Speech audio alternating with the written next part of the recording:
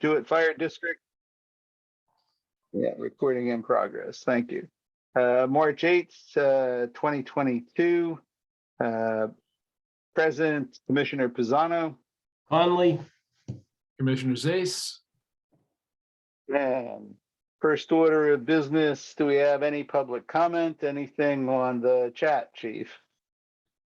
Nothing on the chat, nothing on the email. No, good.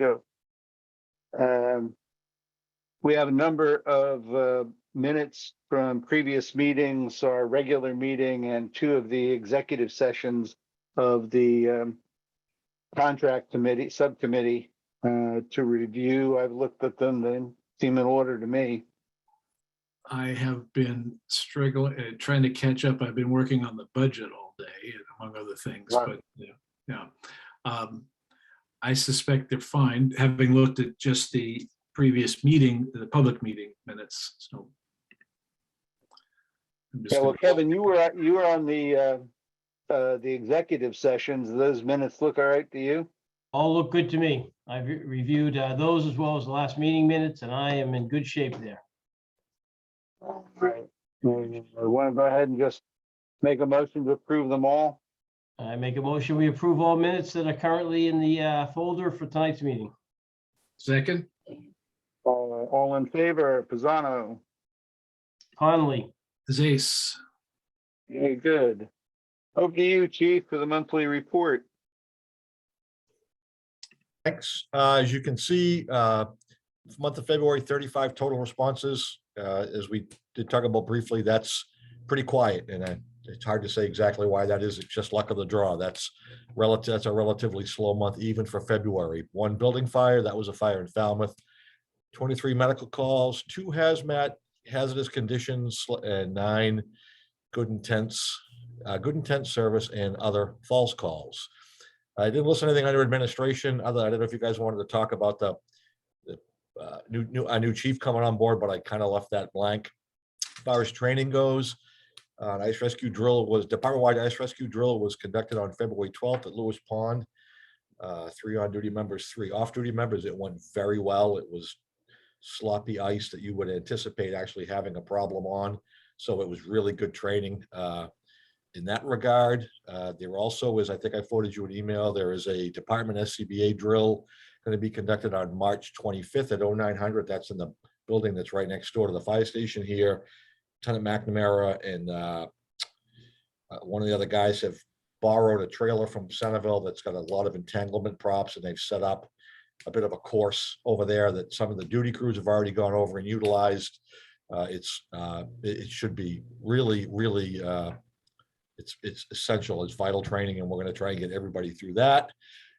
The Pro EMS report is online, which you can find. The injured firefighter who was out injured has returned to full duty as of 2/28. So welcome back to that gentleman. We're happy to have him back. Apparatus, the radios are still being installed in the new deputy's car in Plymouth. I do not have an ETA of when that will be, but it's being done. The radios have been delivered. Boat repairs are almost complete. I'm expecting an invoice from them shortly, but from Crosby's, I haven't got the invoice yet, so I can't really break down the specifics. As far as facilities, the painting project has been completed. Did a great job. The place looks great. And representative from Ideal Floor Covering is actually coming here tomorrow to take a look at the flooring and to begin to remedy that problem. hey, Chief, couple quick ones from my perspective, if I may. First of all, thanks for finishing off the painting there. I thought I stopped in today, guys, and it looks really good. Looks great. It's going to be good to have the new chief come in and having that, all done, completed. So all goodness there. So thank you for that, sir. The up in administration, I just wanted to mention that I had been in contact with the treasurer, and in sometime this month, it is his intention to consolidate the line item that was charged us for vehicle repair post the accident to the ambulance with the insurance reimbursement, and take that out of our budget to make us whole on that line item because we have other things like, in fact, the boat repair invoice, which will be coming in. Otherwise, we would have had it charged against our budget, and the insurance reimbursement would have gone to the general fund, and we would have ended up over budget on that line item. So he assured me that'll happen this month as part of their budget prep. The other thing is, I don't know if you've been following the exchange of emails. I think we are straightened out with using Cape Forward as our IT consultant. If you remember back, I think it was all the way back in July, but I didn't check the back meeting minutes when Paul had originally asked about using Cape Forward.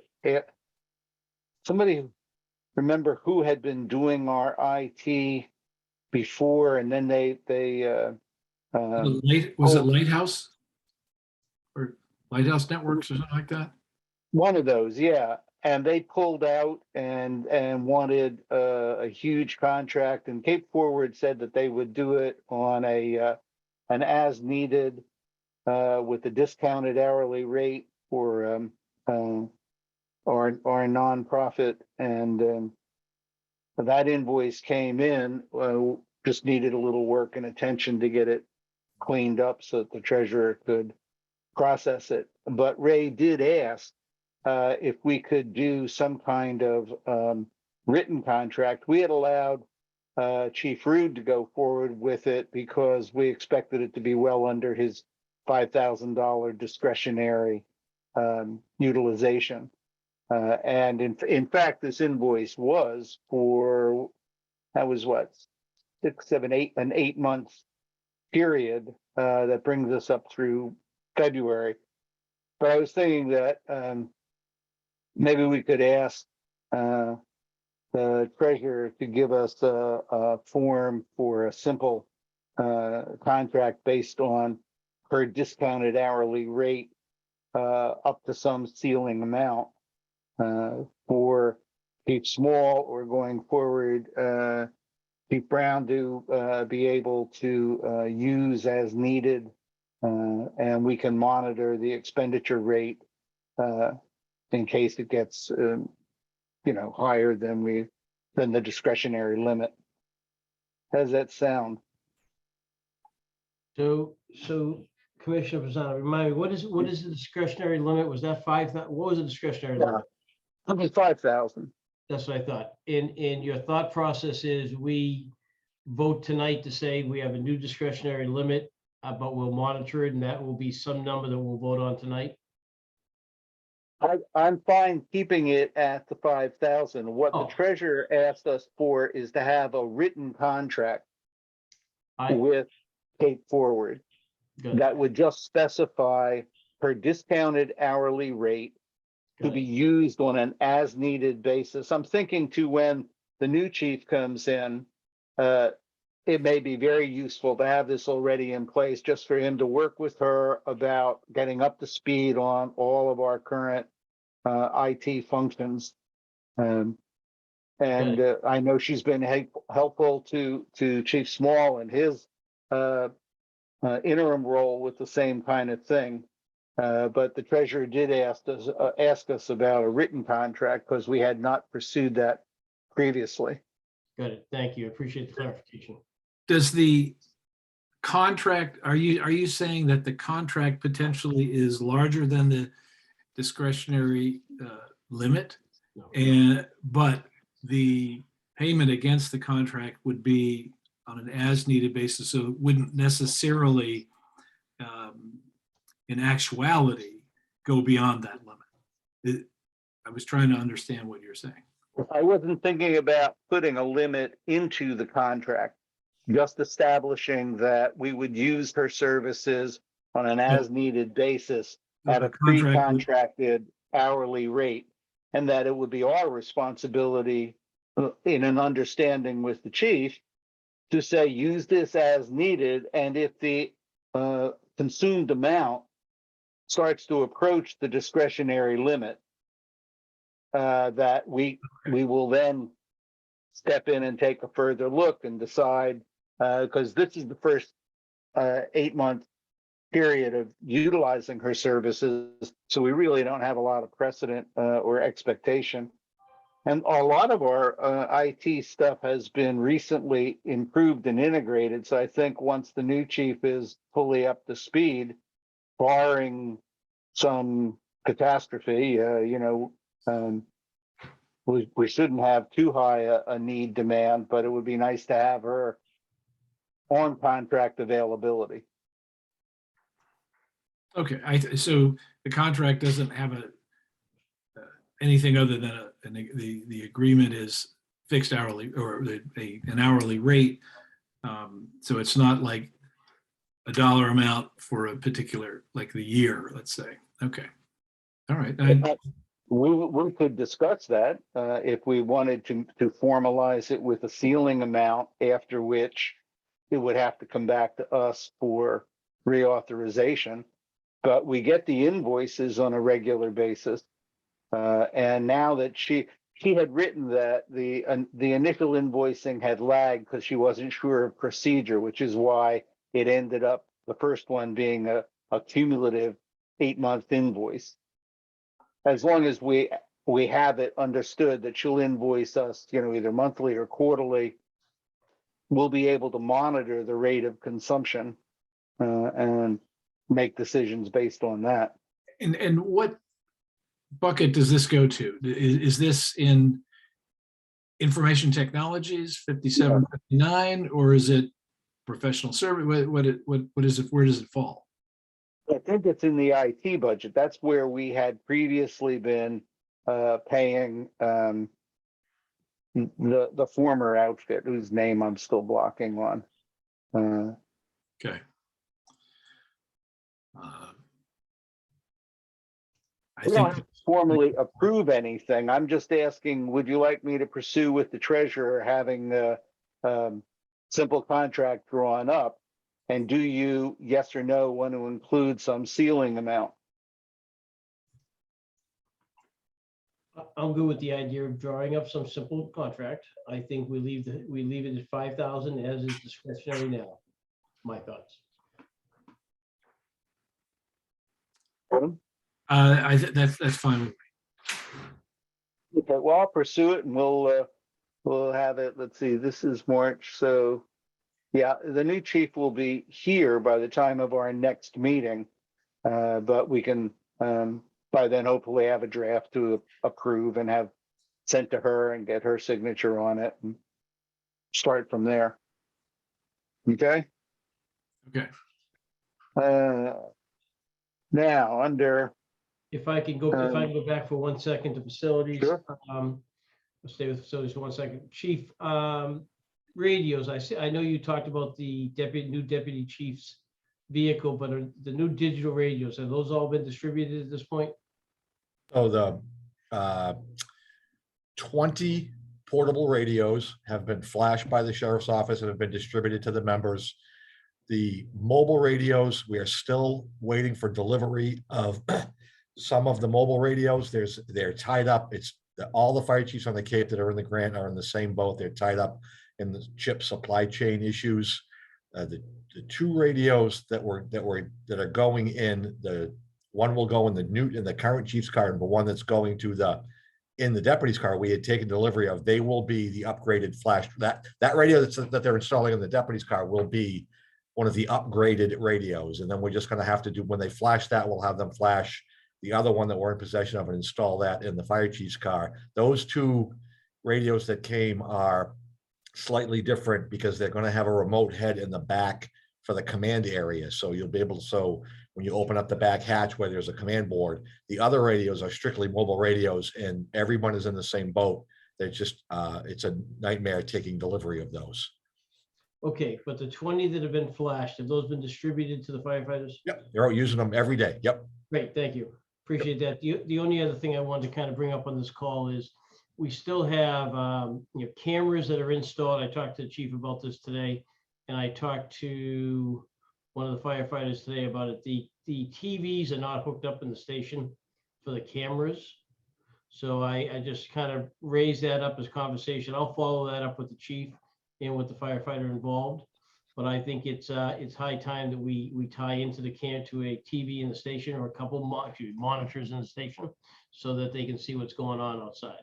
So just an FYI, I wanted to bring that up as something that I'm pursuing. The hookup of those cameras to the dispatch is already live, right? To the best of my knowledge, yes, chief. With you, to the best of my knowledge, they're live to the dispatch center. And I thought that was They already. were, taken they care were, of. they were at one point. I know they were at one point. I was, my understanding, you know, whether they are right now, it's been kind of a little bit since we've had any real conversation about them. But to me, you know, that's great if they are. We really need to get monitors live in the station so that the crew on duty can see what's going on outside, as well as frankly, there should be one in the chief's office, but we'll have that conversation another time. The current available monitor is up at the front desk, is that right? There's a, I believe, and obviously correct me if I'm wrong, chief, there's one in the crew room that I believe was designated for that.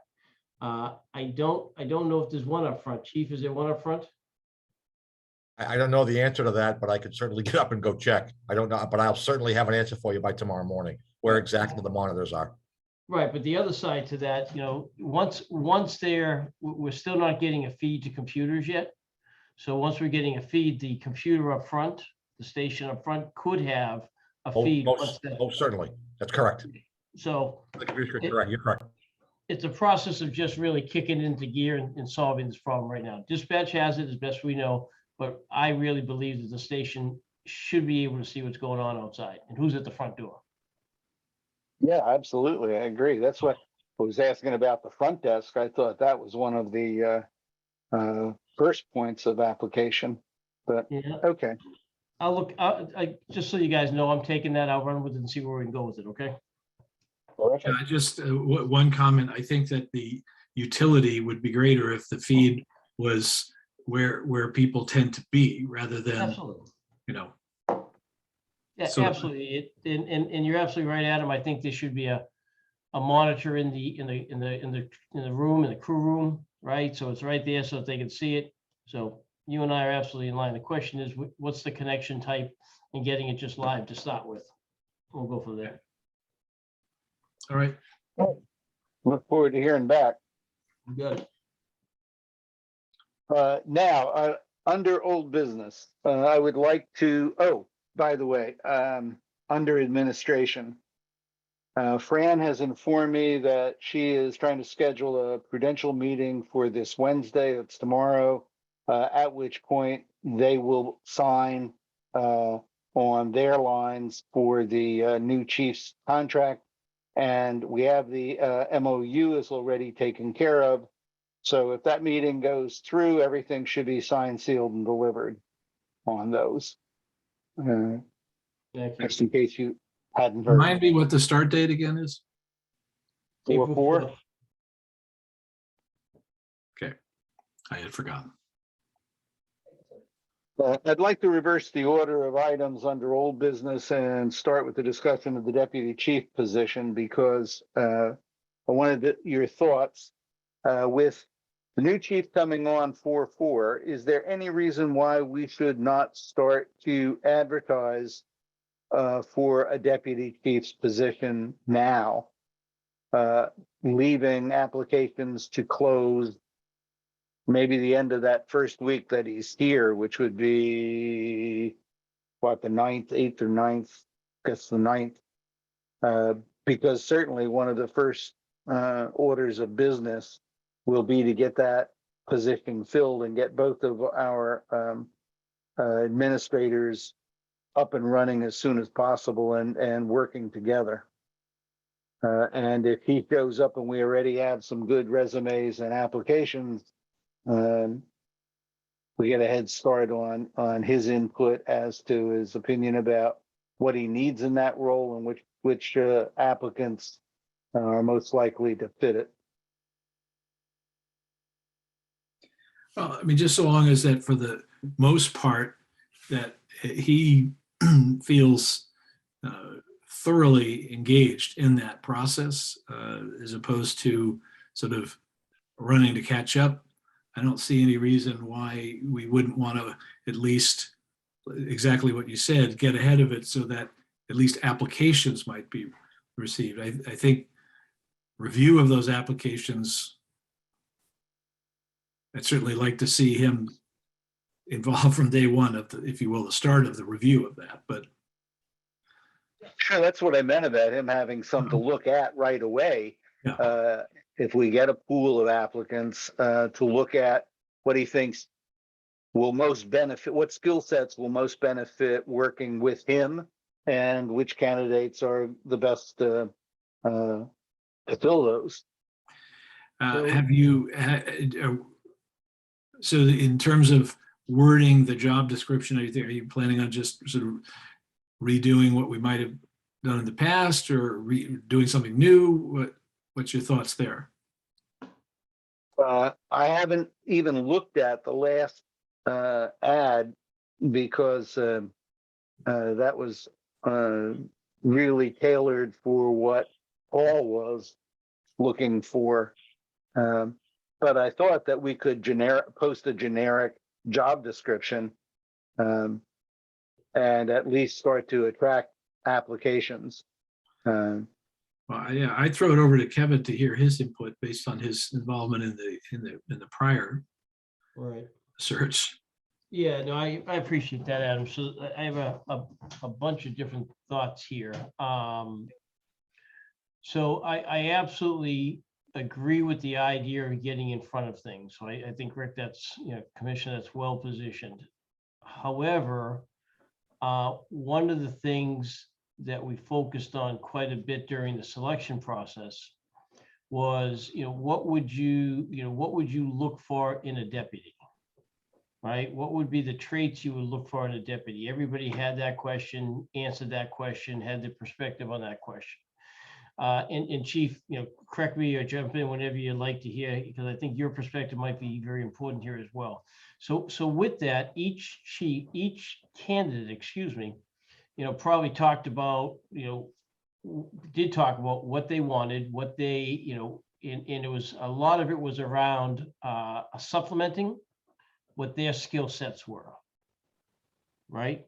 So I think it's kind of hard. And again, I get the importance of it. I'm just trying to figure out how we do it properly, that we look for the right person that would be the person that the chief would want to have, right? And that we're focusing on, to the point of Commissioner Zace, maybe on what's the job description, right? Because we and I'm making an assumption, we probably aren't looking for somebody with in-depth emergency response skills relative to FEMA and that type, ICS type stuff, right?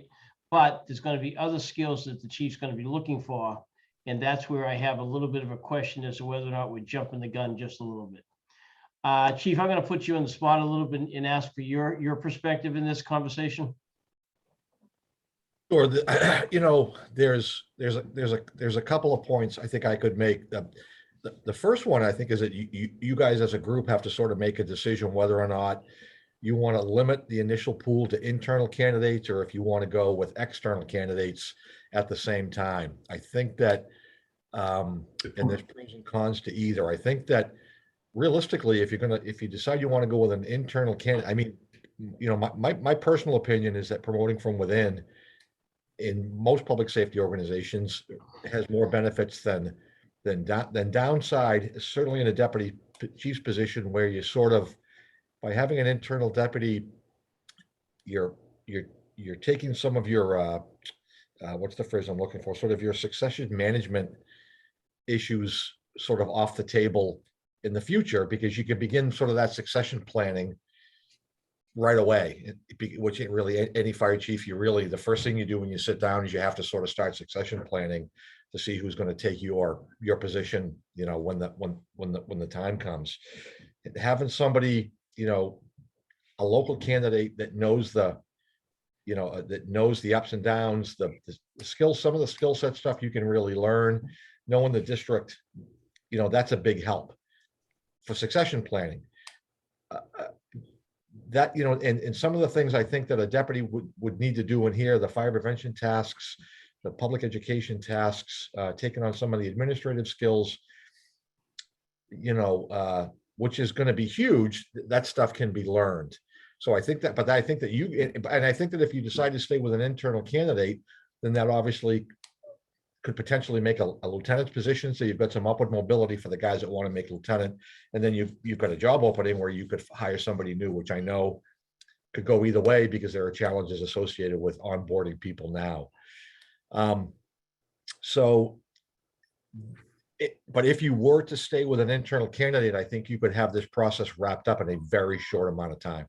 I don't think it would take you talking about maybe a cover letter or resume and an interview with anybody internal that decides that they want and, you know, that may be interested in the job. And I think you may be able to wrap it up pretty quickly. But I also think that although I wasn't involved in the selection screening, what Kevin talks about, those points are really valid about what does this guy want? What's his skill set as far as some of the administrative tasks and so forth that, you know, I don't think his skill set as far as managing incidents is really going to be in question. I think you're going to have, you know, you're not going to have any problem with him doing the day-to-day incident stuff.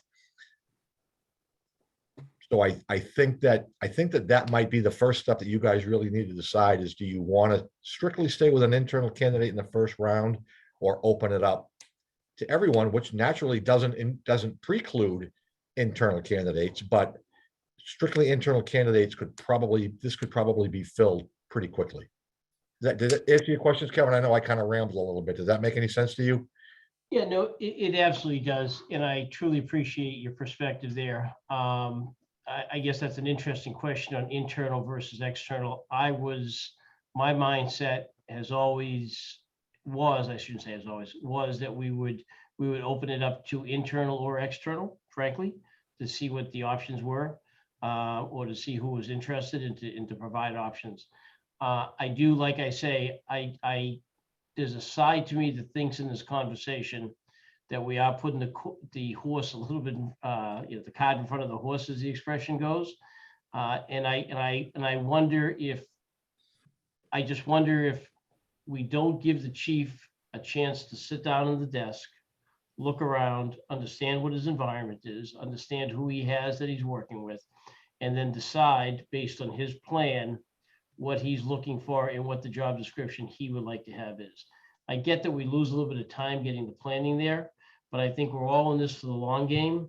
And I think that frankly would be a better way to go. You know? Yeah, based on Kevin, your Commissioner, your most recent comments, and Chief, I really appreciated your perspective. I too think, you know, we're 4 weeks away from him starting.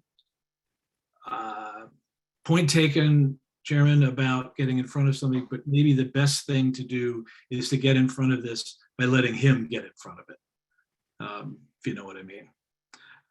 So I think I'm inclined to say let's pump the brakes and wait till the 4th. I have two comments to this discussion. In line with what the chief raised, I would just like to be on record that I very much would prefer to see this be an open application process and not restricted to in-house. I think in-house has some possibilities, but I'm thinking back over the applications that we looked at for the chief's position, and there were a number in there that I thought were outstanding looking candidates for a deputy chief position that I would certainly not want to close the door on the possibility that one or more of them might be interested. And Commissioner, if I may interrupt just real quick, and to that end, you know, word has, you know, come back in some cases that they would be interested in that conference, that there are some candidates that were in there in the initial pool that would be interested in that conversation. I take your point, Chairman. I did not, if any of my comments suggested that by waiting, we were going to also by definition only be limiting this to internal. I did not mean that. Oh, no, I didn't take it that way, Okay. Adam. That, but it does speak to my other point. If we are facing a bimodal choice of start the process now or wait for the new chief to be in the office, I'd like to throw out the intermediate position of asking him to begin to draw up what he would like to see in a position advertisement for a deputy. And if he feels like he wants to hold that till after he's in the chair and get to look around, if he needs to tailor it to our specific circumstance in ways that he's not yet familiar with, so be it. But if he has a pretty good idea of what he thinks he wants and needs and can help us formulate a position advertisement or a position description, then I think we could get this started and have applications coming in before he's here. Yeah, Commissioner, that's a very valid idea, and I would be happy to, connect with him and to, have the conversation and see what his thoughts are on that. And as long as we agree tonight that if he is in agreement with moving forward prior to being in the seat and gives us some criteria, then that would be an acceptable thing in my mind. And by the way, just as an FYI, I understand he stopped by the station this past weekend to introduce himself to the crew on duty. Oh, nice. Yeah, and I think if he's willing, and I applaud Kevin's initiative on this, I do think it should come from Kevin. But we also have the advantage of, if he's willing, the overlap with Chief Small, not only when he arrives on the 4th, but between now and then. So odds are that there could very well be a fair amount of work accomplished between now and the 4th.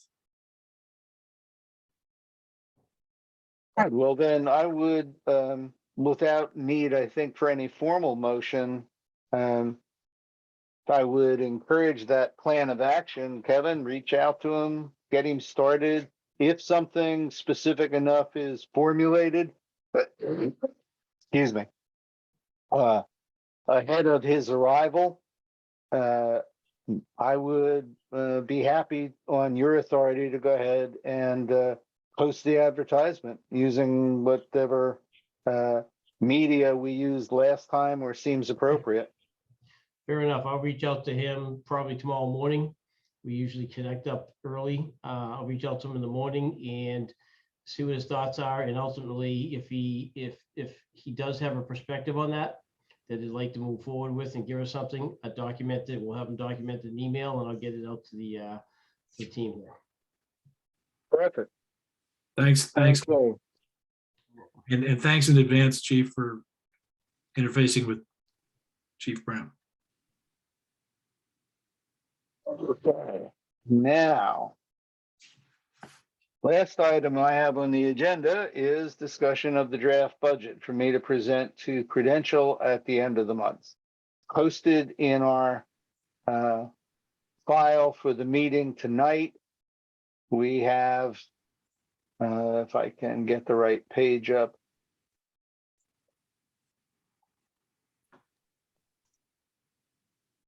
a copy of the proposed a budget sheet with the changes that were discussed last time. And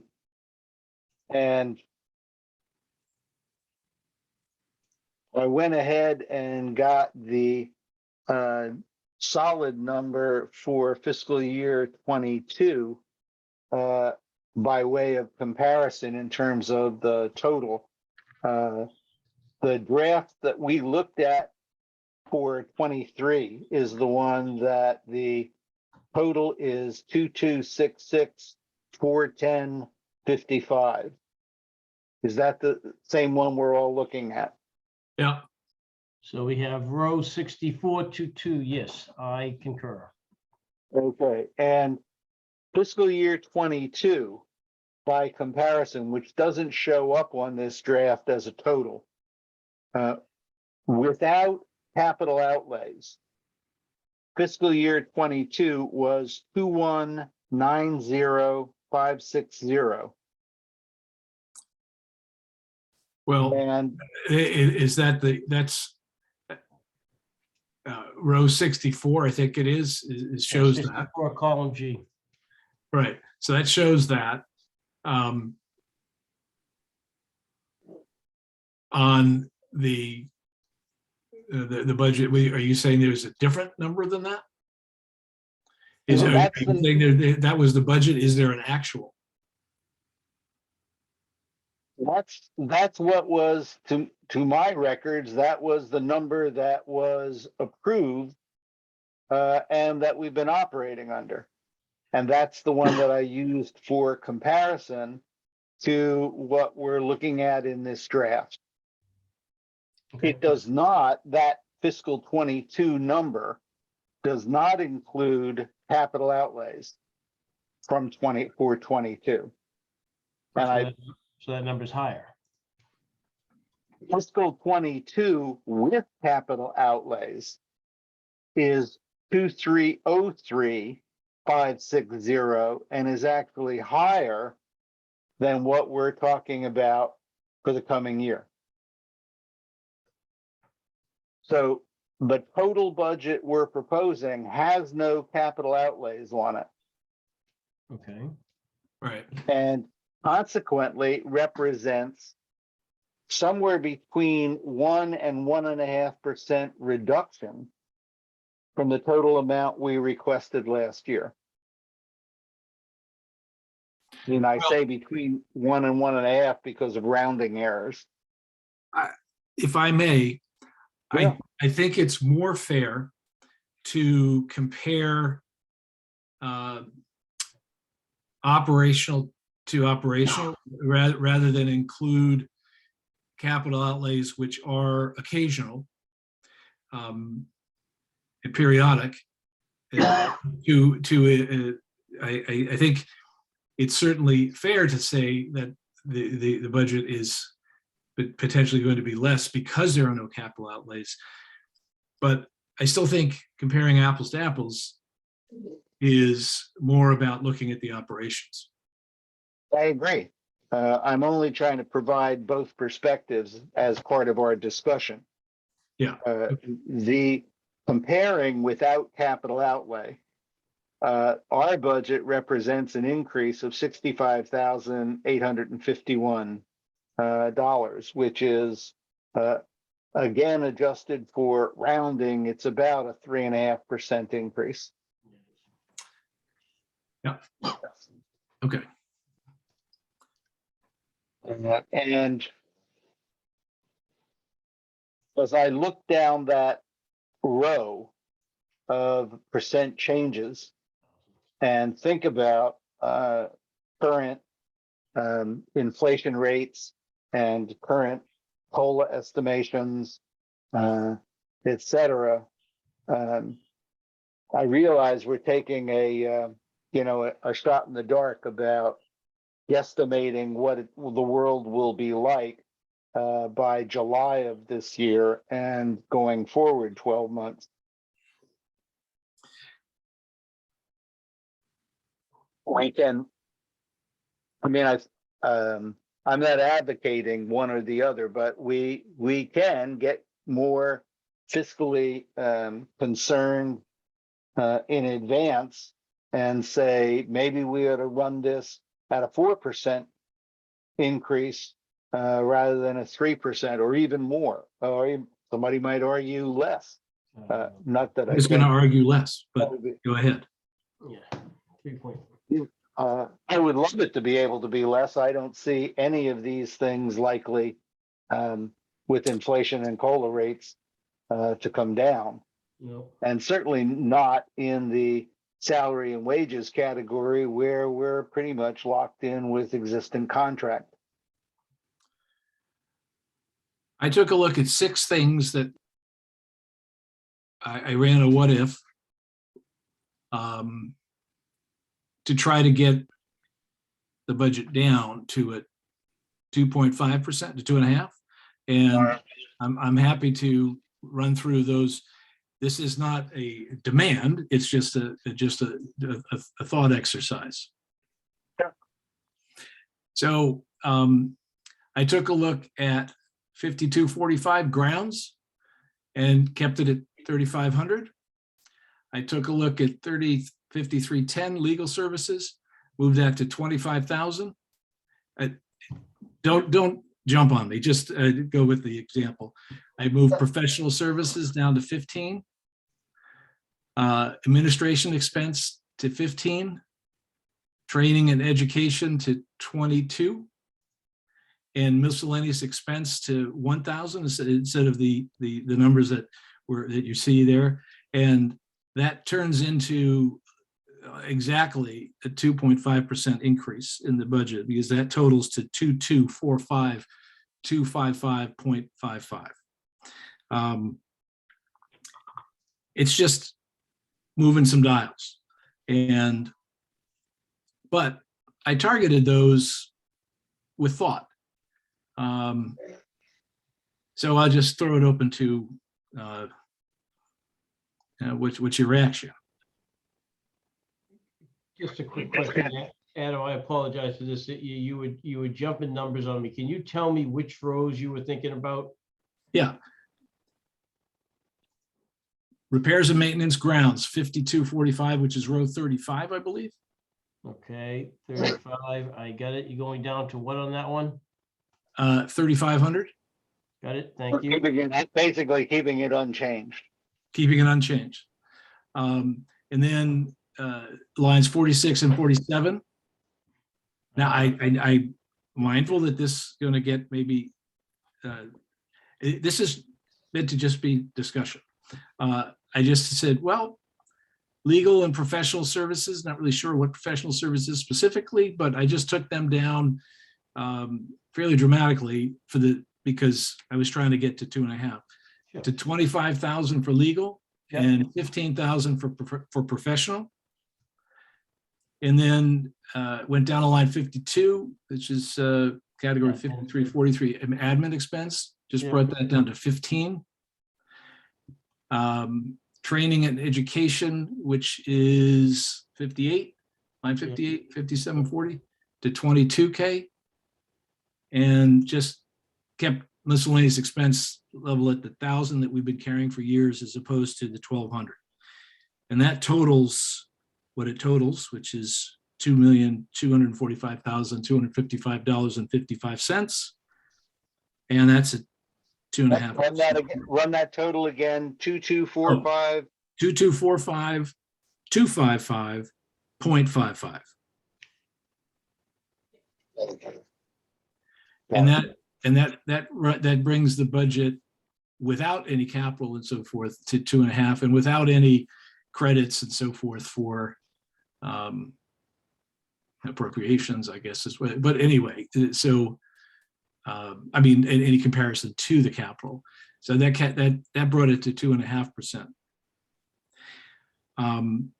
I suppose I could have chosen other things, but I tried to choose things that I thought, based on historical information, we might be okay with a lower number. Now, it's not lost on me that the future is uncertain. And it's also not lost on me that the mechanics of seeking more money, should we need it, are protracted. And expensive. Well, yes. And so I was also not at all attacking anything up in the contractually obligated things. Right. No, I think these are good ideas for discussion and consideration. I was myself thinking about specific items, because when I first looked at this category, just to rough out a starting draft for our discussion, when the chief and I were talking about it, and we kind of threw this blanket 3% increase on it to look at what that would look like. One of the thoughts that I had is that some of these, probably the 3% isn't necessary, but some of them, I think it's woefully inadequate. And was hoping that maybe rather than trying to get too specific in our forecasting, if we did an across the board, we'd have some, because remember, you can move money around within these categories. That we would be able to Right. cover ourselves. Right, and I do take your point that there's a number of ways to potentially attack the comparatives or the what if scenarios. I chose to do the specific things first rather than play with the model. Just felt it would be easier, and it was just kind of. Oh, it was just, I thought it was easier to think about, well, do we actually need, that kind of thing, as opposed to, is it 3, is it 2.9, 2, that kind of stuff. So. Yeah, I'll tell you the areas that I have my concern are, start with the first 3 line items, 30, 31, and 32. Electricity, heating, and gas diesel. Yep. I think we are being very optimistic if we think we can hold that to 3%. And so we could try to do specific line adjustment, but we need to think about some way of anticipating that those which are big items are likely to take some of the hardest hit. I don't have a problem with adjusting down some of the others that you mentioned. Dropping the professional services down to 15 from 20, given our current rate of expenditure, I think is fine. Because when you look at what we've already expended in those categories and projected to spend, I'm not sure why, but I suppose because we've gotten more specific about shifting legal versus professional from past years, and that dropping that from 20,600 to 15, I have no problem with that. In terms of I do understand that, in order to make it work, I had to lot more from some of those things to get the math to work, so to speak. But I do completely take your point that things like the utilities are, even though I've spoken to other people and they that work in municipal government, they still are using 3%. I agree with you. I think those are likely to potentially be low. So part of the question for us is, as we anticipate the risk, if we go too conservative, of having to expend a significant amount of money next year in calling a special district meeting. And I don't have a hard number for what it costs to do that. I've heard from past years expenditures ranging from $4,000 to $10,000, which I couldn't get my head around why it would cost 10,000, but then never having had that on my plate to do, I don't know what I'm not thinking of. If you take my meaning. Guys, can I interrupt and ask a quick question? Yeah. Just Sure. Real quick, Adam, what number did you come up with? I can't calculate that in the spreadsheet right now because I can't get it in, but what was the number, the final number you came up with versus the 2266? 2245, 225 and 55 cents. Okay, so 25. Yeah, Two million, 2,245,255.55. Okay, I did have it right. Okay. okay, so that gives us that brings you in at 2.49%, to your point of 2.5. And that is a delta of a net increase of 54,665 versus 75,850, correct? We Uh, have I'll trust you that, I'm 65,850. trusting you did the arithmetic right on that. I don't have that in front of me. Yeah, I'm just throwing into, yeah, I downloaded that spreadsheet. I'm just throwing it quick right now. But that's what I'm showing it as. So 75,850 is our uplift at the current numbers that's on the table. Evan, I have 65,850. You have 65, then maybe I did a bad formula here. My Well, apologies. let me do it this way. So No, 75,850.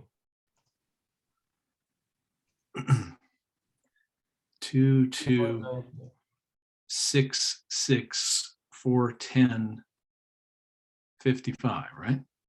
That was, So I rounded up to 411. oh, okay. So let me go back to mine now.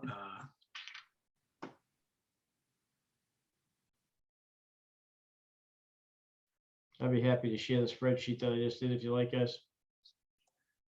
Evan, what number did you use for fiscal 22 without capital outlay? 2.190560. Okay. So did I do sloppy arithmetic? Well, so the difference is $21,155. So the, in terms of the uplift difference. So that's, is that what your formula shows?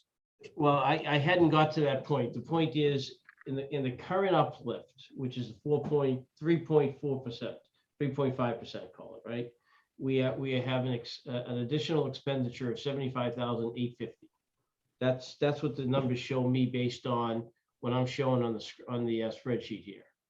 If we go to the 2.245,225 that you're referencing. No, 255. Okay, give me that again. I'm sorry. 2245, Yep. 255.55. Okay, so there's one more 5 in there. It's going to be a nit, but hold on. We'll fix that. I got a 5 in there. Okay. So with that, you're at 2.497%. The point I'm trying to make, guys, is we're going from an uplift of 75,850 to an uplift of 54,965, which Yep. is $21,000 uplift. Right. And frankly, to your point earlier, and I think it's all valid points, Adam. I absolutely think you can, hopefully shave off something from legal coming into 2023, right? But we do have a union contract, I believe, that has to be done this year, so you can't tell how that will go. We will start negotiations next fall. Right. So, excuse me. Yep. So the fact of the matter is, though, with everything that's in play right now relative to, as Rick said, fuel oil, heating, and so forth.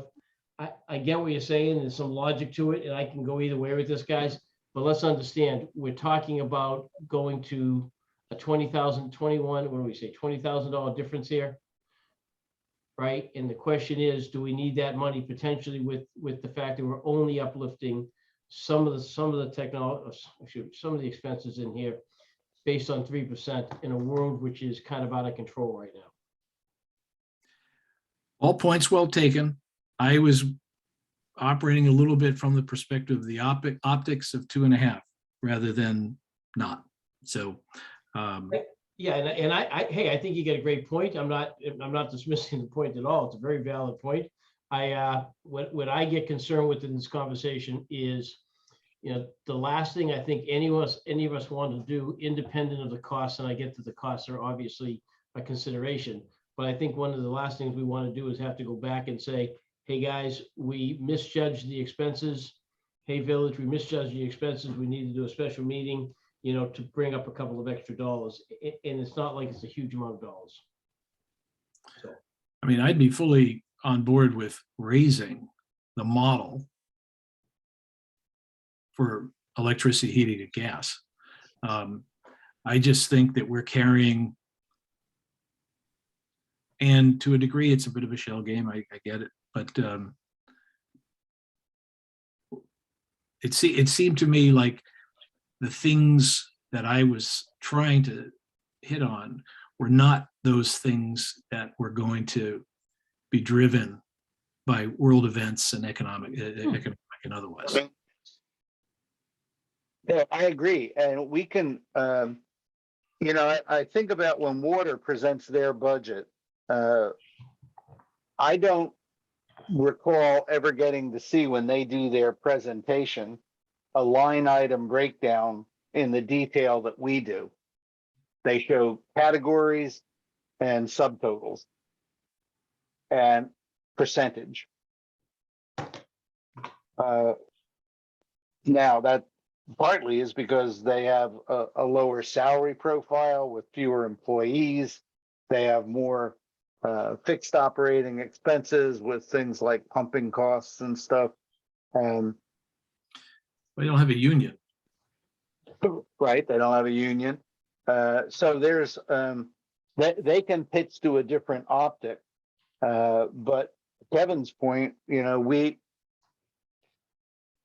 have to suffer the optics one way or the other. Either we try to be planful about not undershooting and ending up with additional expenses to come back and ask for an adjustment, or we try to put sufficient flexibility into these subcategories to cover the unexpected or the unhoped for.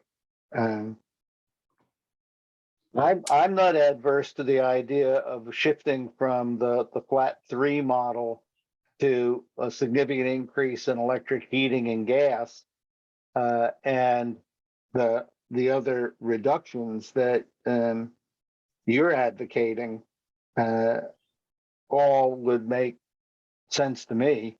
Fine. So I can do this on my spreadsheet quickly. The spreadsheet doesn't, No, it doesn't. the model doesn't drive it. Okay, so let me just try some things here. So, well, actually, I would suggest you go at least to 5%, if not to 6% on heating and electricity, if that's what you're doing, Adam. Because I just Yeah, tried to do the model, wouldn't let me do it.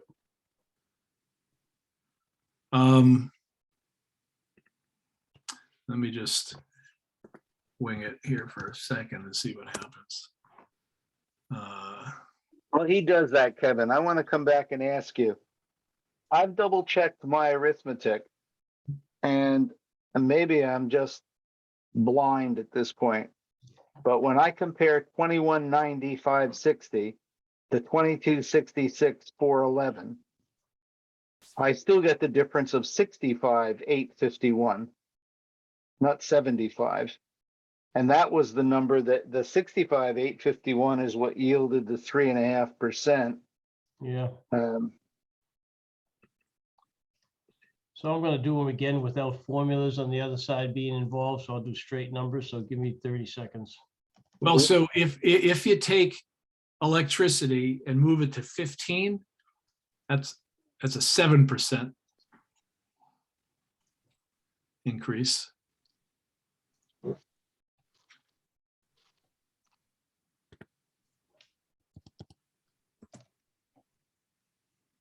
Right? Well, according to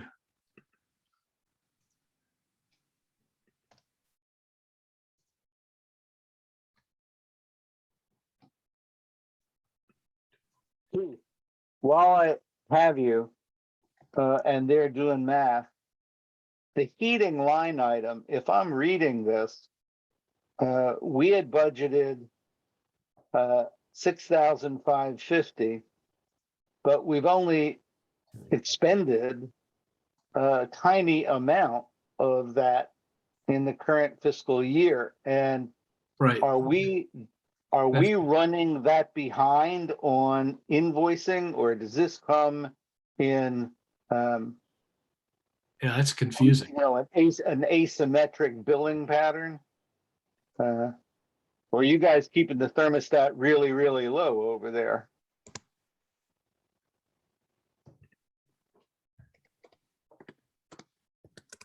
Do you have any knowledge of how that works, chief? I'm gonna try and look it up right now on the spreadsheet. I don't know. If you give me a second, I'll try and bring it up in Right, front of so me. does the column H, which is year to date and then projected, are those meant to be added together to give us a potential actual for the fiscal year? I think the answer is yes. And if so, then I agree with Chairman Pisano that those numbers look like something's missing relative to history and the budget. Adam, the column I projected does not get added in with current. The projected is based on rate of expended. The formula I see in row 31, column I is odd. It's, I don't know what that means. If you look at pick something that affected by the chief's resignation. So Like columns, row 6. yeah, that's abnormal because of his resignation and different coverage and reimbursement to him when he went to hourly and then to Chief Small, and so it won't show you. But if you look at line 21, other full-time expenditures, and we budgeted 25,000 in row G, and have expended 8,300 plus, Yeah. and the projected based on rate of expenditure against time will be 20,000 some. So we are anticipating coming in under budget. Yeah, no, I understand that. I see the division by 5/12, but Yeah, okay, I get that. But some of these, you have asymmetric billing, so you can't, the projection has to take into account that what's expended doesn't reflect a smooth monthly amount. fair point. So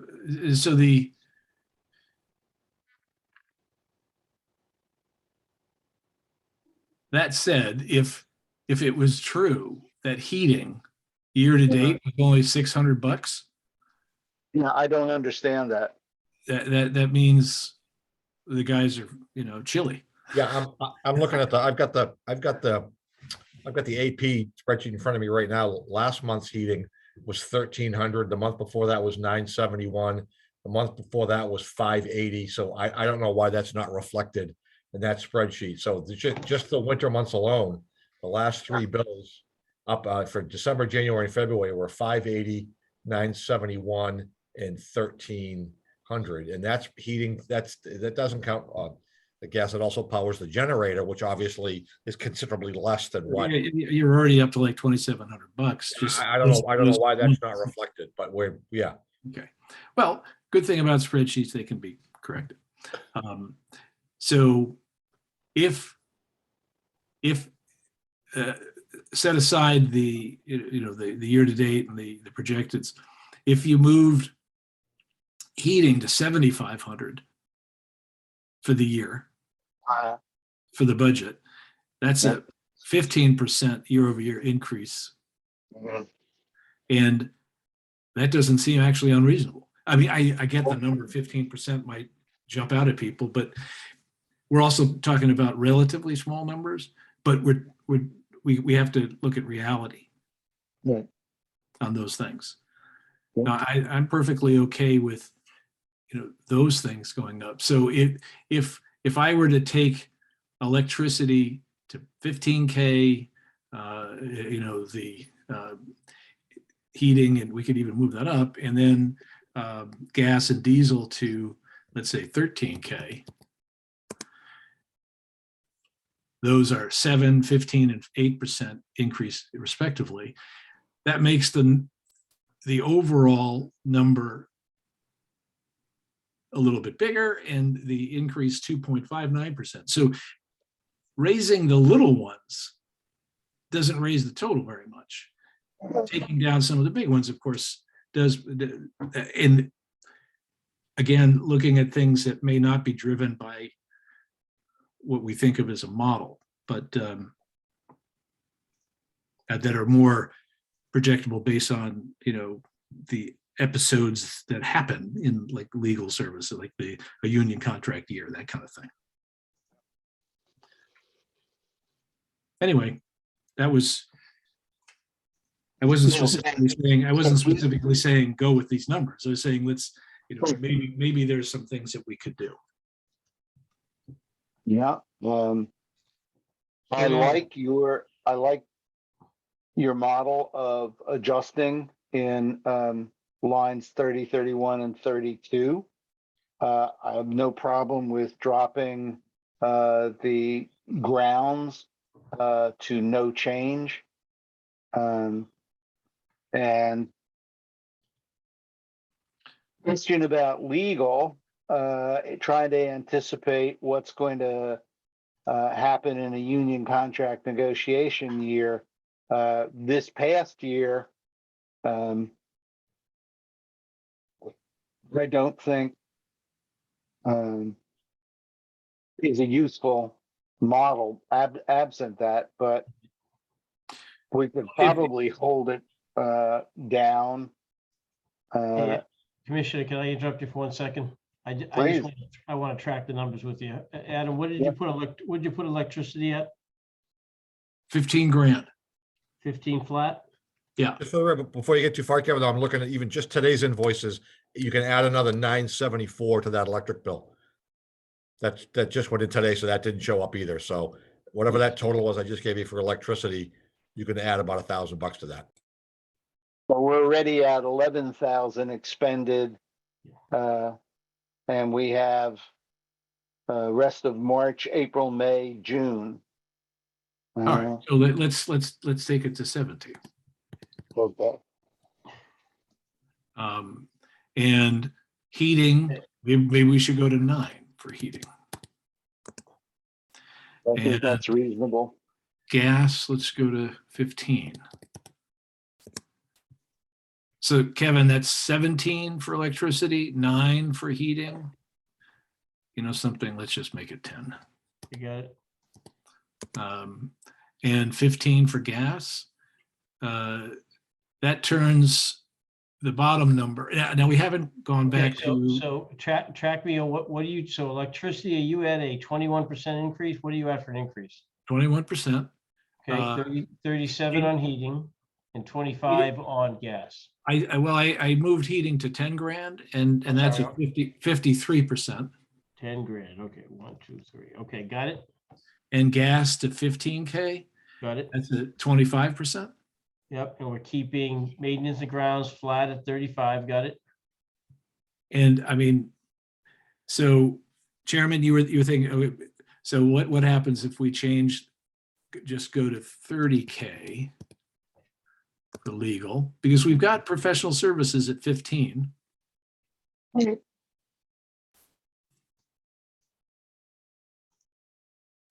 And we can move that around. That professional services is what, for example, that Cape Forward invoice would go out of. Yeah. Okay, and then you're at 15 on administrative expenses, Adam? Yeah. Got it. What, Chief and Rick, what's admin expense? What do we use that for? Or is that because you don't actually have an admin? Is this a catch-all? Well, for example, all the transcript that we use Okay. for meeting minutes and things, would, she bills on an hourly rate. Isn't that right, Chief?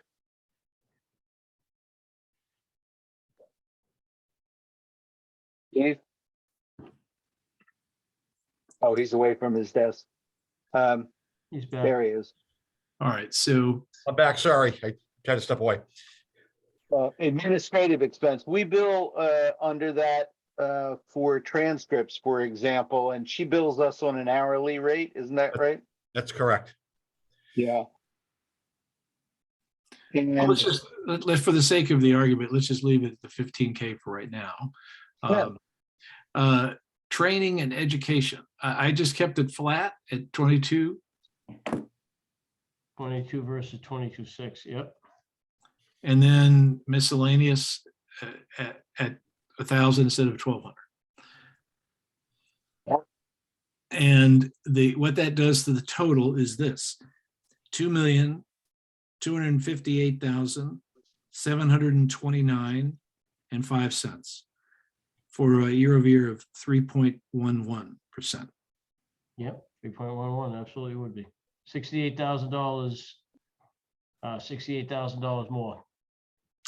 And I get it, Kevin, your point's No, well taken. no, that wasn't a statement either way. That was just an Oh, observation. yeah, okay, so it's. What I do want to do is not have this exercise go on ad infinitum, but Yeah. I do think you're probably right that the numbers for the the elasticity in things like electricity, heating, and gas, we should plan for. Other things, it's sort of like a judgment call about what you think is going to happen. Yeah, I personally have no issue with those numbers. I think it's, we were at 75, I think the uplift before, yeah, 75,850. I did double check those numbers, Rick, it was 75,850. Now we're at 68,169. So you have an uplift of that. So you have $7,000 less is what we just pulled out of there. Big animal numbers, right? Whatever it is. now this 3.11%, Adam, on your table, Yep. is that reflective of the overall budget, or is that just the second heading of operations?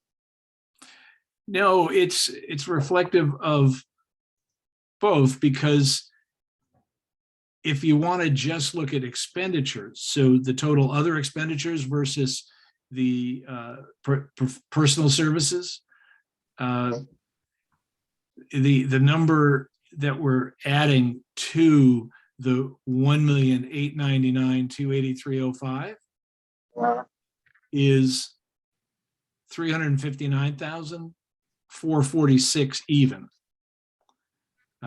for a 1% increase.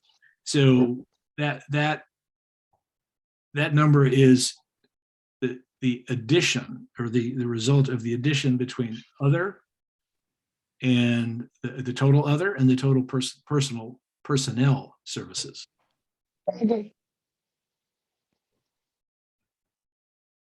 Okay. What?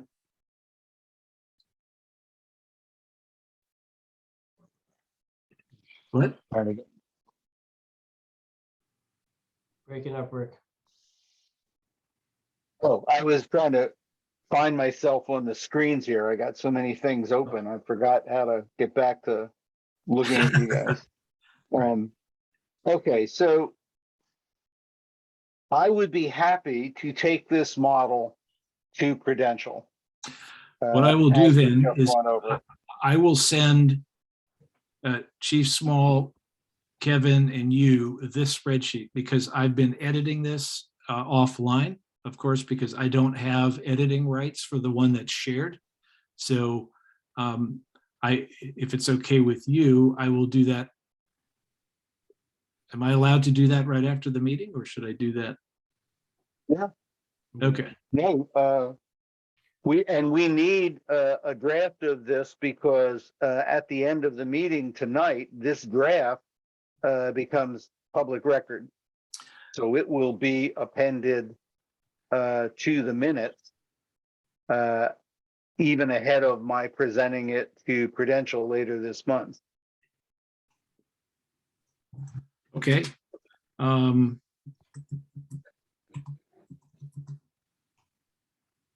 going to be calling it the modified fire department FY22 budget sheet. I will put that in Excel SX format and send it to you shortly. Right. And so Chief, when you get this, it should be both appended to the minutes, but also put into our SharePoint so that I can access it for Prudential and we can reference it as the most recent draft that we're taking to So, Prudential. so guys, I built that out as we were talking. I have it in here. I have everything in yellow that we changed. Do you want me to just send this out to you guys right now? I'm sending it along, but why don't mine's in red, yours is in yellow, so Yeah, we can compare them. All good, Adam. We have the same numbers. I didn't know you had already built it out on the side, so good to go. All right, now the next part of budget that comes up is that we have been asked by the treasurer to, see if I can find my screen on this, to submit, in addition to the capital outlay that we have, I'm looking for it in our information here. Those dingings on your phone or the spreadsheet I just sent? Yep, just saw that. Thank you. We Yeah. have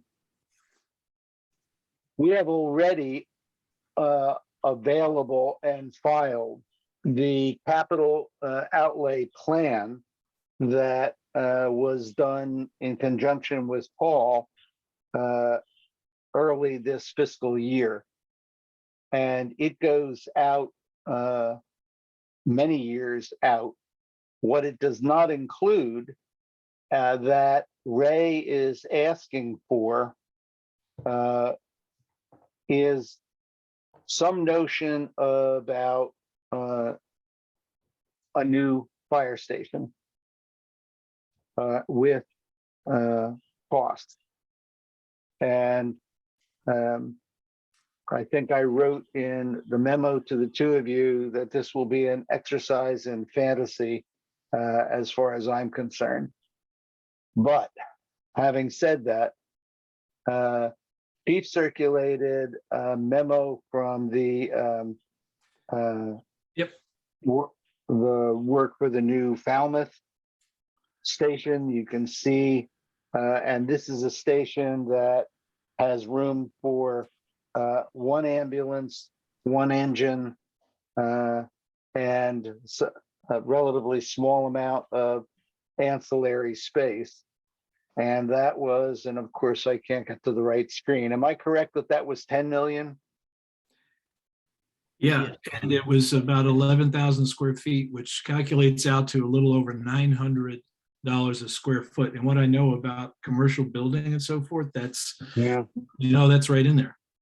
For the record, though, it's a little bit special kind of building.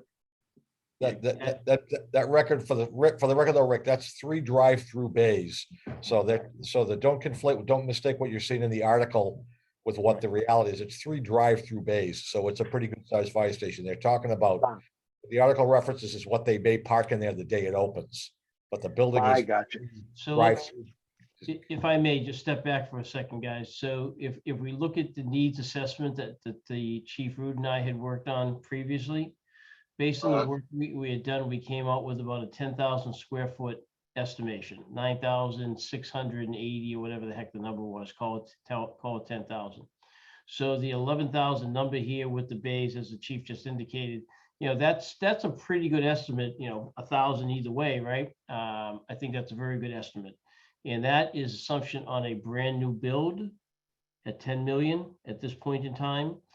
If you were to do based on the numbers that I was able to research, if you do a renovation of something, it's probably a 50% of the costs. So renovation is probably about 50% of what a net new acquisition would be.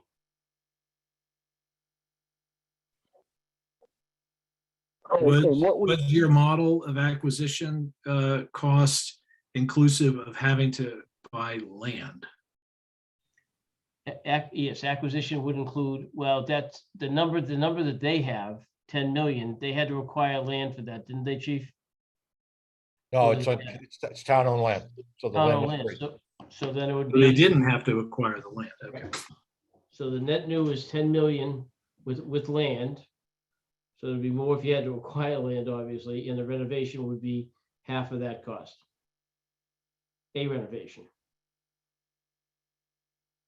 As an estimate, big animal picture numbers, right, Rick?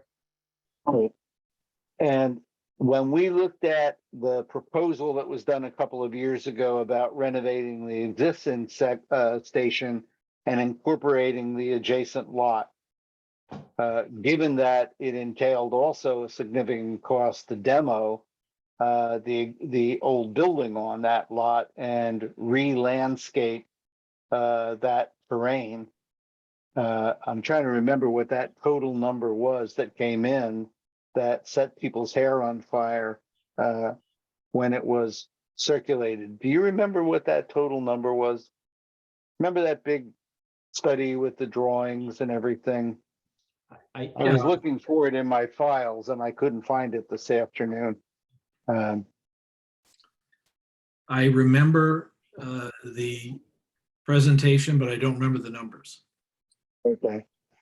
When we looked at the idea of renovation using the old school building, we were looking at it and estimating, I think, on the order of about $5 million. That included keeping the entire old building and refurbishing the entire old building to include not just the new station, but municipal offices, community space, an ancillary office for a satellite police station, a lot of different public utilization. What I'm looking at in terms of what do we put on our capital plan, we have the potential in that building, if we get it from the town. I understand we're moving forward on that, but the ink isn't dry. Yeah, I would say that the ink is really not anywhere close to the paper, but Yeah. But were it to be available, it would give us a second renovation possibility and would, to my knowledge, be the only other renovation possibility that would not require acquiring new property. Because I think the only property the district would have available to consider the renovation alternative is the existing station and that old school. Correct. Any other new construction would incur, in addition to just using Falmouth as a comparison, 10 million without the ground to do it on. Correct. Their proposal did include most of the major important features that were asked for in that original renovation model for the old station: a decontamination area, water treatment capture. yeah, I saw those, in there, yeah. But Right, but those, so just so the record, guys, that's not extravagance. That is what the next station has to have, period, end of story. no, right. Yeah, absolutely. Absolutely. These are basics. Yeah, so Rick, I think, the point I think we have here though is we have a 10 million and a $5 million number for us to put forward as an estimate. Is that not the bottom line? Well, I think that it's the ballpark that we could tell them starting now with no adjustment for anticipated inflation. And assuming that assumes that we get the school property and have two potential renovation sites. And that we're not even thinking about property acquisition. Because real estate costs are so extravagant in the district. Right, and I think we could probably, do multiple iterations of what a possibility is here. So to the point on additional land, there is other land in the district that we could use to put a new station on, to your point of not having to acquire, right? And or use this, use the existing, one of the existing structures we have. So you're absolutely right. And the other element that I just want to throw on the table, and Chief, I'm asking for your input very specifically on this as well, which is timeline. You've been in the building and watching the operations, and you see the facility, and we've just upgraded it and done some fixes. But when I look out at needs, certainly within 10 years, I think the district would want to be in a new station. And that means that, excuse me, the effort would have to take action in at least 5 or 6 years to have a chance to actually be in something in 10 years. That's my observation, but I'm looking for input. Or so just in, just using my past experience in another life and just the amount of time that I've been here, this current, just the square footage and the configuration of this building is wholly inadequate toward anything the district is going to want to do as far as moving into the future. The issues with this building right now are going to have ripple effects in the event that, let's say at some point the district decides that it wants to acquire a second ambulance, which if somebody were to ask me right now, that's something that you should be doing right now, to have a backup operational ambulance. There's really no place you could put that here. You might be able to have a mechanical backup ambulance, but it would have to be stored downstairs, which is very tricky to get in and out on that hill. Certainly when there's ice, backing a truck or a vehicle, backing into a door, either uphill or downhill. If anybody that's ever driven a truck, I don't know your backgrounds, it's very challenging. If you ever were to get to the point where you wanted to even slightly increase staffing, 1 person per shift, you're already limited. Just this past winter, having storm coverage where you have a big blizzard, where you have to have staff come in, you've got guys sleeping in air mattresses in the hallways and in the offices. No separate facilities for various, there's no separate bathroom facilities, no separate shower facilities. The decon that they have to strip out of their protective gear on the apparatus floor, and not because you don't want to track all of that garbage that you take out, from a fire into your living area. You really, if you ever were, you gotta remember too, like, the runs did go up about I think one of the fire chief candidates mentioned that there's you're even at a point right now where there's an 18% overlap, where 80% of the time you have a subsequent call. He did that from dragging some of the data from the past years. For the most part, I don't think the call numbers in Cotuit are going to continue to skyrocket, but everybody's getting older. The demands for services are getting greater. And if the district right now, if a money god were to drop down here and say, here's a blank check, buy as much stuff as you think you need to just sort of modernize and come into the current time, the size of this building really, and the layout of the building really precludes any of that. So I think, the building that's going on in Falmouth right now, I was intimately involved in finding that location, and that's a situation that Falmouth dealt with for years and years and years.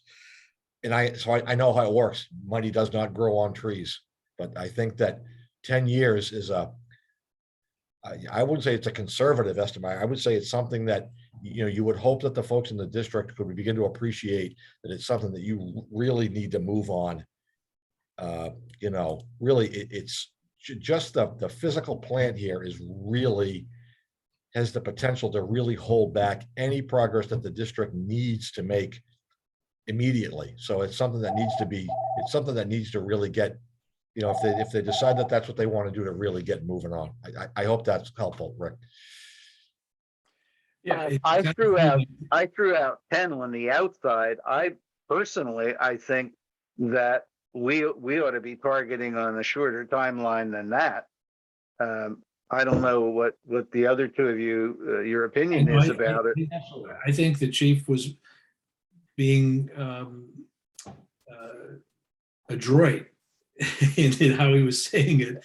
And he was saying that 10 is too liberal of timeline. It's you've got to probably think more in terms of 5 years. And he was too kind to say that. I'm being on, you can't fire me, so, I can be, fire me tonight, but, you really, it's just, that's, just in the short time that I've been here, looking at the needs of the district, even the sort of immediate needs where you talk about, like, again, this guy's opinion that Katuitt really should have a backup ambulance. There's a plethora of reasons why we could talk about having a backup ambulance where your standby coverage, when you get that subsequent call, 18% of the time, your standby coverage can respond on the ambulance and not respond on the engine. And that's, and realistically, then you bill for that, even though nobody's really in the ambulance business for profit. But when another community comes into your town and takes an ambulance call, they bill for that. So even just in that one, and you're getting close to 1,000 calls a year. Again, those numbers aren't going to skyrocket, but those numbers are always going to creep up. And, just that simple thing where if somebody were to say tomorrow, we want to donate a brand new ambulance to the Katuitt Fire District, you don't have any place that you could put that. And Chief, let me interrupt you there, and I apologize. We have a second ambulance in process right now. It's been approved. It's in conjunction with Sandwich. So everybody on this call, I believe, is in lockstep with you as far as requirements going forward for the future. Absolutely. There is plans on it going down in the lower bay. I get that there's some issues there, but the fact of the matter is that's what the process is now. And we're working in conjunction with the Sandwich department on that. So you have us absolutely in agreement there. I just wanted to give you a heads up on that. Again, I'm familiar with that. I know sort of broadly what the plan is. Again, along the same lines where you can't fire me. If you would like me to express my opinion on the concept of the shared ambulance, I will do so. But if not, don't hold back. If I'm not, discretion is the better part of valor. I think in the short term for a district like Katuitt's, it's an okay concept. I think that in any sort of long-term, possession is 9/10 of the law. And having a shared ambulance with Sandwich that's going to have to be stored in Sandwich isn't going to do just Katuitt any good for a subsequent call. You run into issues of equipment compatibility. You run into issues with does it have a different stretcher? Does it have a different monitor? Does it have different? There's all kinds of potential pitfalls to rely on that regional resource or a shared resource in the long term. I think there's a lot of pitfalls with that, primarily being that if Katuitt had an operational second ambulance and a place to keep it, it would be in your building. It would be of use to the district immediately, not just in the event that you have a collision or a breakdown or things along those lines. Certainly in the world that we're in, where consolidation, all of that are very important things to consider. But I think in this particular case, sharing that resource has potential. I don't think that to necessarily serve the district as well as it might, other than, the cost effectiveness of it, which I completely understand. So Chief, if I can jump in real quick on something. Sorry, Kevin, you already started? I just heard that you were talking. Sorry. Go ahead, Adam. I'll pick up afterwards. Okay. I hear what you're saying. I would want to ask you this is I have said, the other two gentlemen know that I've said this a number of times, that I think, gosh, I think we should have a second ambulance. And I learned a number of things in the course of discussions with the candidates for the chief's position, the new chief's position, that gave me a little pause about that. Even if we had a second ambulance, it doesn't go, it's not like a free pass. We still have staffing issues relative to, if we have the asset, we don't necessarily have the manpower or the structure of organization to utilize that asset appropriately. So it's not, correct me if I'm wrong, it's not just another ambulance, is that we have to rethink perhaps how we staff. Absolutely true. I know in my conversations with Chief Rude, when I was coming in here for this interim gig, that there had been some talk about some potentially instead of staffing your current ambulance with 3, staffing it with 2. And that would leave one person available to it. Like every fire department around us, all of us rely heavily on recall people. So if you don't have recall, if you don't have guys that come back off duty, none of this really matters. But I know that the district recently made some agreements with the union in order to try to increase the robustness of the recall, and those recall people would be the ones that would be responding to the subsequent call. Right. So I think that if you start to sort of put the dominoes in a row, you have to sort of, I don't know if I'm making sense, but like you sort of have to, without having that physical, you have to have some of that stuff in place. But if you just if more robustness with the recall, those subsequent calls could be handled by people that were back on recall. Yeah, fair point. And it becomes to a degree a forcing function for that. If we had an ambulance, that potentially could open up the discussion in a more constructive fashion. It's not been without some back and forth. Frankly, that discussion has gotten, it's been a real discussion about whether it's 2 or 3 on the rig or not. And so, point taken. This is not an easy issue. In the way I've come to understand it. That said, I absolutely agree with your point, is that we don't really have the physical plant to allow for evolution that we really probably need to have. And so I appreciate your thoughts. Adam, if I could hop in here real quick, and I think we all agree that the physical plant has to be fixed, right? We do need new facilities.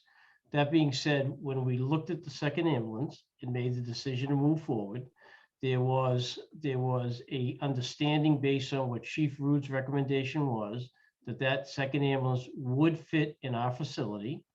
It would be outfitted in conjunction with Sandwich. The equipment that would be on board would be the same equipment that's in our current ambulance, right?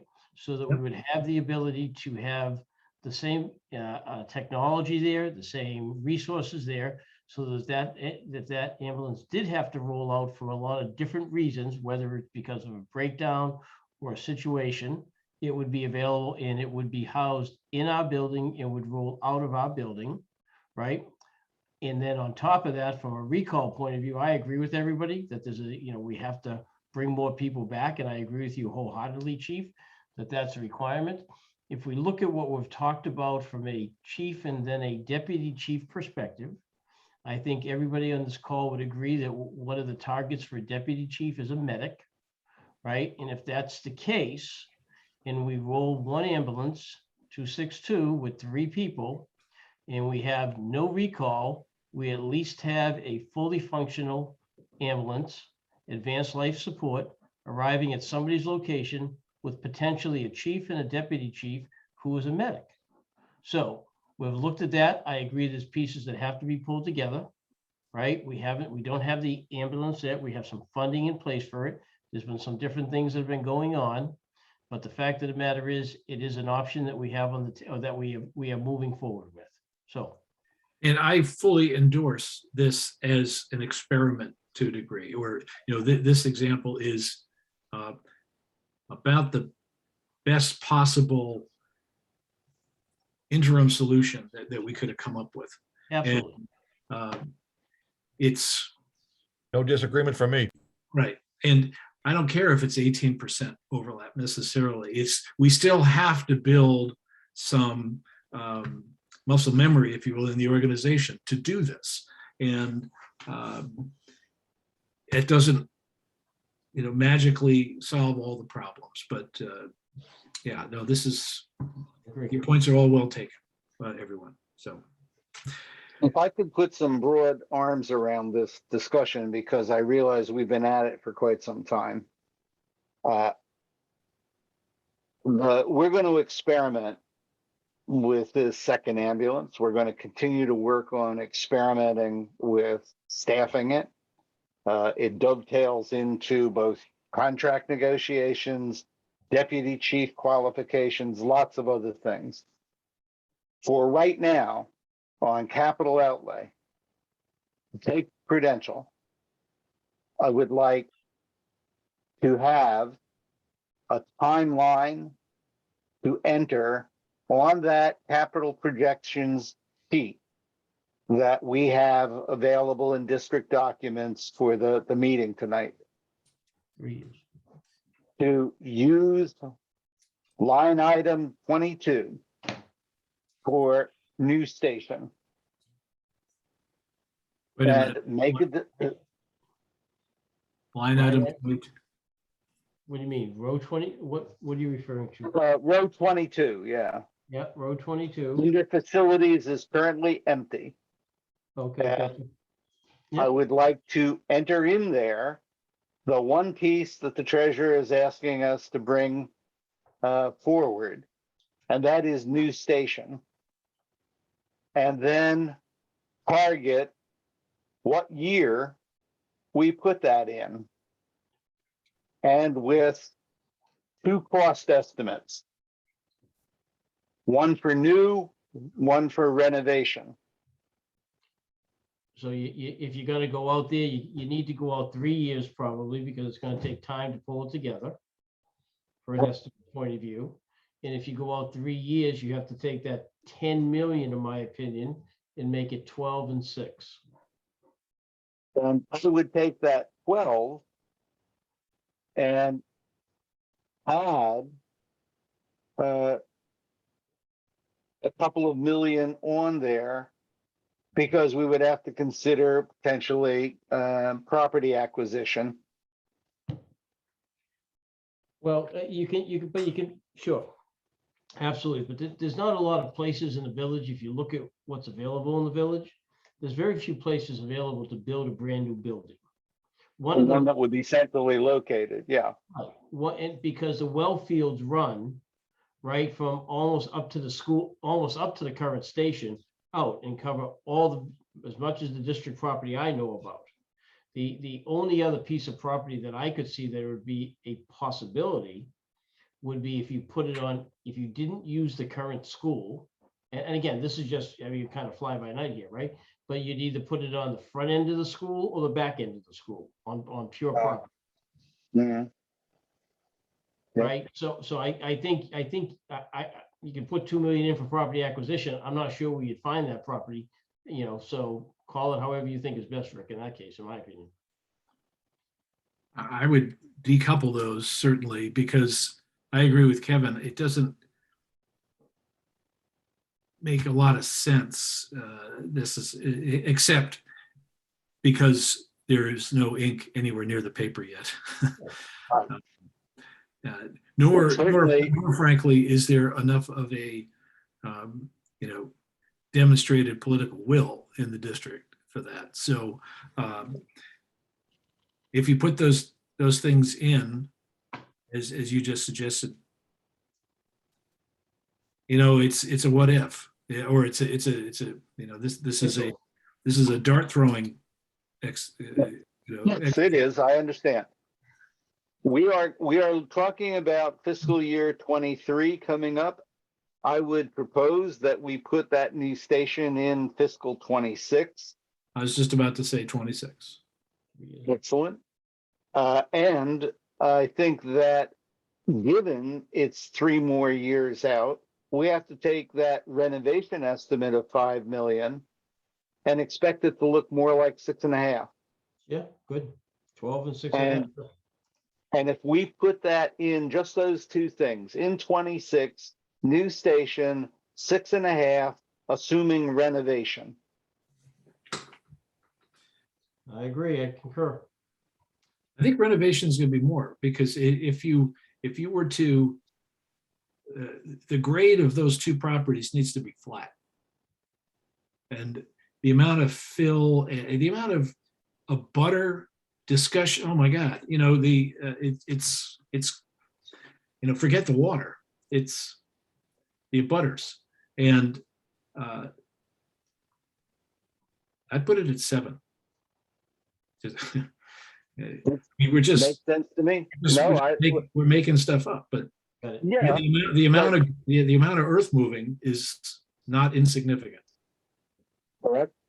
And certainly the impact on the butters. Now, if and when we ever get close to to reality on this, and we have the school property, it's going to look like a hell of a lot more attractive proposition because you already at least have a level playing field, if I can. There you go. Yeah. Yeah. I Right. mean, I agree with everything you guys are saying. I have had some conversation, and if this, prepare for a very strongly pitched battle. The only way I see to avoid a strongly pitched battle is to do nothing, put our heads up our butts, No, and pretend the future doesn't exist. And then Completely agree. make sure we're all out of office by the time Yeah. No. that reality lands. I completely agree with you. Just saying, you know. Yeah. Yeah, no, I Good I insight. agree. Thank you. To wrap this up, do I have agreement that we put it in fiscal 26 and what'd you say, 6.5 mil? No, 12 and 7. 12 and 7.